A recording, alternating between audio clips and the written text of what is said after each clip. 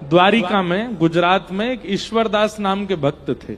सुदामा जी जैसी कथा है ईश्वरदास की। तो ईश्वरदास जी, उनकी एक पत्नी, 2-4 बालक थे। ईश्वरदास जी बड़ी दीनहीन अवस्था में रहते थे, ज्यादा संपत्ति उनके पास थी नहीं।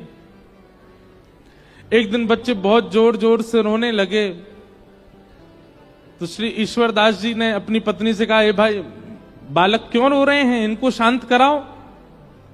तो पत्नी ने कहा, इसलिए रो रहे हैं, भूख लगी है, घर में अन्न नहीं है, दाल नहीं है, चावल नहीं है, कैसे पवाऊं इनको, इसलिए रो रहे हैं बच्चे। ईश्वरदास जी ने तुरंत अपने बालकों को गोद में लिटाया और कढ़ाई चढ़ा दी, उसमें जल डाल दिया और ऐसी कुछ सामग्री डाल करके बच्चों को बोले, देखो दाल पक रही है, खाने को मिलेगी, तब तक चलो हरि नाम सुनो।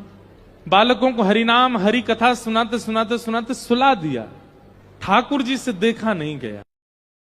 पत्नी ने ईश्वरदास जी से कहा कि आप नित्य की भक्ति संकल्प के साथ करना शुरू कर दो।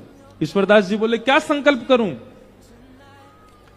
बोले, ठाकुर जी से प्रार्थना किया करो और ठाकुर जी से संकल्प कर दिया करो, हे ठाकुर जी, आप हमको अन्न दीजिए, धन दीजिए, संपत्ति दीजिए, इन सबका दशांश आपकी सेवा में लगाया करूंगा, बाकियों से अपने घर परिवार का पोषण करूंगा। ऐसा संकल्पित होकर के भजन किया करो।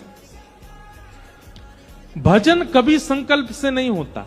संकल्प से स्वार्थ की चीजें होती हैं, प्रेम नहीं होता, और भजन प्रेम में आता है। ठीक वैसे ही ठाकुर जी भी देख लेते हैं, भाई इसकी गिनती है तो 5 माला करनी है, 11 माला करनी है, 108, और ठाकुर जी की इच्छा 200 की हो तो ईश्वरदास जी संकल्प नहीं कर रहे थे।